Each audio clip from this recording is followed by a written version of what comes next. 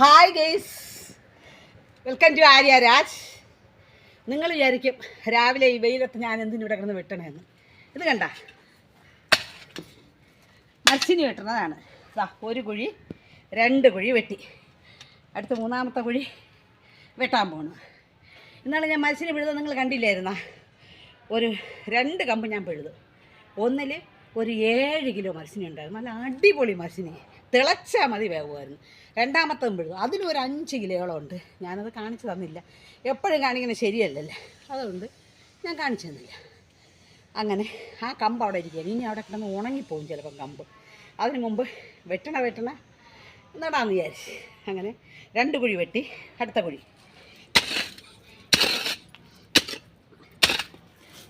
ഇങ്ങനെ കുഴി ആദ്യം നമ്മൾ വെട്ടി പരിവാക്കണം.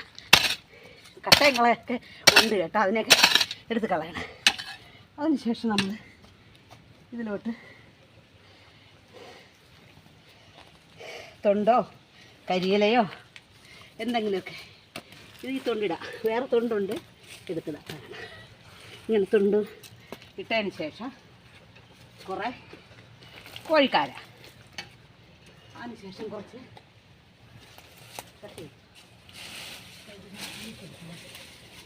കരിയില തുടങ്ങാം. കരിയില ഇട്ട്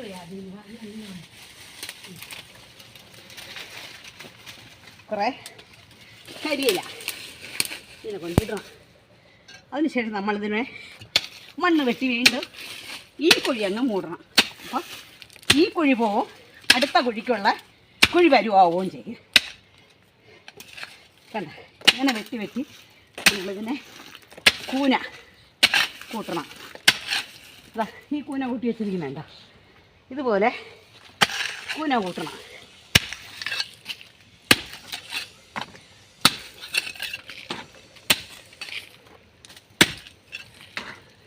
ഇവിടെ ആകുമ്പോൾ ഇപ്പം വലിയ വെയിലില്ല. മനുഷ്യനിക്ക് നല്ല വലിയ വെയിൽ വേണമെന്നൊന്നും ഇല്ല. കൃഷി ആയതുകൊണ്ടിരുന്നപ്പോൾ കൃഷിക്കാണെങ്കിൽ കുറച്ചുകൂടെ വെയിൽ വേണം. അത് കാരണം ഞാൻ വിചാരിച്ചിപ്പം മത്സ്യം ഇങ്ങോട്ടാക്കാം. മത്സ്യം ഞാൻ അവിടെയാണ് നട്ടത്, അവിടെ നടണം, ഇവിടെ നടാമെന്ന് വിചാരിച്ച്. അങ്ങനെയാണ് രാവിലത്തെ പണി.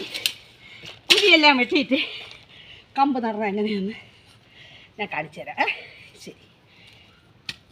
പാൽച്ചേമ്പ്, സാമ്പാറിനൊക്കെ ഉപയോഗിക്കുന്ന പാൽച്ചേമ്പ് ഒരുപാടുണ്ട്. ഇതിൻ്റെ ഇടയിലൊക്കെ നിൽക്കുകയാണ്. അപ്പോൾ 1-2 മൂട് ഇവിടെ നിന്ന് അങ്ങ് പിഴുത് മാറ്റാമെന്ന് വിചാരിച്ചു. എനിക്ക് വേറെ ആവശ്യത്തിന് ഇഷ്ടം പോലെ മൂടുകൾ അങ്ങോട്ടും ഇങ്ങോട്ടായിരുന്നു നിൽപ്പുണ്ട്. അതുകൊണ്ട് ഇതാ ഒന്നിനെ പിഴുതെടുത്ത്.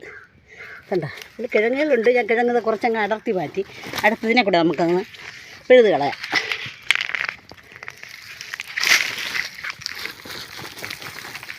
കണ്ട, ഇതിലും കിഴങ്ങൊക്കെ ഉണ്ട്.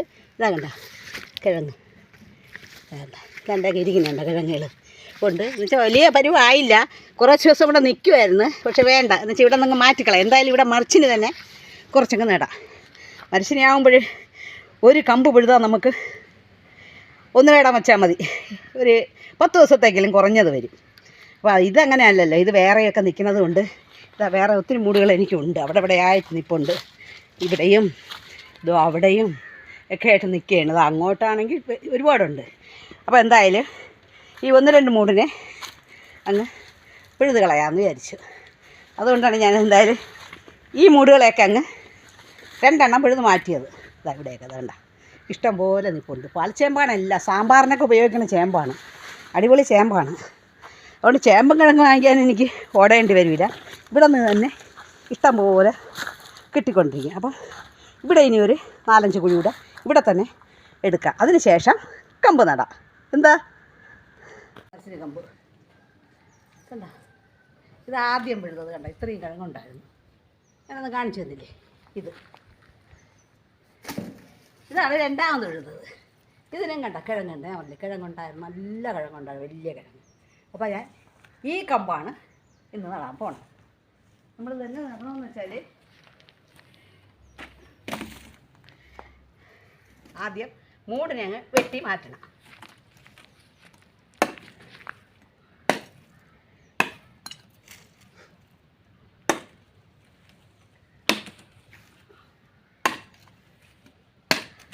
മൂട് വെട്ടി മാറ്റിയതിന് ശേഷം 7 മുട്ട് 1 2 3 4 5 6 7 ഇത്രയും നീളത്തിന് മുറിക്കണം നമ്മൾ. 7 മുട്ട് വെച്ച് ഇങ്ങനെയാണ് ഇങ്ങനെ മുറിക്കണം. ചതയാതെ നല്ല പരുവത്തിന് ഇങ്ങനെ 1 2 3 4 5 6 7 അങ്ങനെ 7 വീത വെച്ച് വെട്ടണം. 1 2 3 4 5 6 7 ഇങ്ങനെയാണ് കമ്പ് വെട്ടിയെടുക്കാൻ.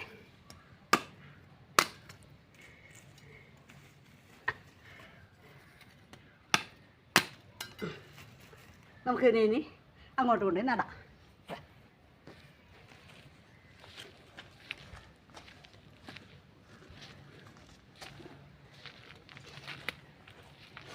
ഇത് കണ്ട 1 2 3 4 5 5 മൂട് ഞാൻ വെട്ടി, 5 കുഴി വെട്ടി. അപ്പോൾ 5 എണ്ണം നമുക്കിതിലോട്ട് നടാം.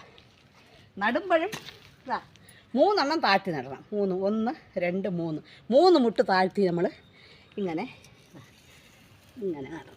3 എണ്ണം താന്ന് എന്നിട്ട് ഞാൻ മണ്ണമക്കി ഞാൻ അയച്ചു കൊടുക്കാം. ചെറുതായിട്ടൊന്ന് ചരിച്ചാണ് നടാൻ. ഇതും അതുപോലെ എന്നിട്ട് അതൊന്നും തട്ടിക്കളയാതിരിക്കാൻ വേണ്ടി കമ്പിനെ ഉറപ്പിച്ച് വയ്ക്കണം. ഇങ്ങനെയാണ് മച്ചിന് നടന്നത്. ഇതെല്ലാം ഞാൻ കൊച്ചിനെ കണ്ട് പഠിച്ചതാണ് കേട്ടോ. ഞങ്ങളവിടെ വയൽ കൃഷിയും മരച്ചിനിയും ചക്ക മാങ്ങ അങ്ങനെയൊക്കെ ഒത്തിരിയൊക്കെ ഉണ്ടായിരുന്നു. അപ്പം അതുകൊണ്ട് കൊച്ചിലേ ഉള്ള അറിവാണ് ഇതെല്ലാം. ഇതും ഇങ്ങനെ 3 എണ്ണം ആക്കി ഇങ്ങനെ ആക്കിയിട്ട് ഒന്ന് മൂട് ഉറപ്പിച്ച് വെച്ച് കൊടുക്കണം. ഇതും അതുപോലെ 3 മൂട് താഴ്ത്തി ഇങ്ങനെ താഴ്ത്തി മൂടിനെ ഉറപ്പിച്ച് വരും. മൂട് ഉറപ്പിക്കണമെന്ന് വെച്ചാൽ ചെറിയ എന്തെങ്കിലും തട്ടിയാൽ ആടാൻ പാടില്ല. ഇത് പൊടിച്ച് വരുമ്പോൾ ആടിക്കഴിഞ്ഞാൽ പിന്നെ അത് തിളക്കൂല. അത് നമ്മൾ പൊടിച്ചിത്തിരി ഒരു 5-6 ഇല വരുന്നത് വരെ സൂക്ഷിക്കണം. അത് കഴിഞ്ഞാൽ പിന്നെ വേണമെങ്കിൽ ആ ഇല തണ്ടങ്ങ് പോയാൽ അടുത്ത തണ്ട് വന്ന് കിട്ടിക്കോളും. പക്ഷേ അതിന് മുമ്പ് മുള വന്ന് വരുമ്പോൾ തന്നെ ചിലപ്പോൾ അത് തട്ടിയ ആടികളായിപ്പോയാൽ പിന്നെ അത് പൊടിച്ചില്ലെന്ന് വരും. ഇങ്ങനെയാണ് കപ്പ നട. എങ്ങനെയുണ്ട് എൻ്റെ കപ്പ നടിയുള്ള രീതി? ഇഷ്ടപ്പെട്ടോ? ഇതുപോലെ ഇനിയും കുറച്ച് ഒരു ദിവസം 5, ഇനി 2 ദിവസത്തേക്കില്ല.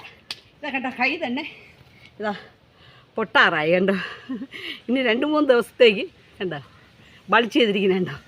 അതുകൊണ്ട് ഇനി 2-3 ദിവസത്തേക്ക് വെട്ടുപരിപാടിയില്ല. അപ്പോഴും ഇതൊക്കെ അങ്ങ് താഴും റെഡിയാവും. അതുവരെ ഇനി മറ്റുള്ള കൃഷിയൊക്കെയാണ് ചെയ്യാൻ പോകുന്നത്.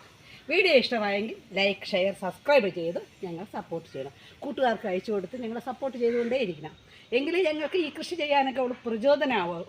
അതുകൊണ്ട് നിങ്ങളുടെ രീതിയിൽ സപ്പോർട്ട് ചെയ്യണം. ഓക്കെ, അടുത്തൊരു വീഡിയോയുമായി ഉടൻ വരുന്നതാണ്. അതുവരെ ബായ്.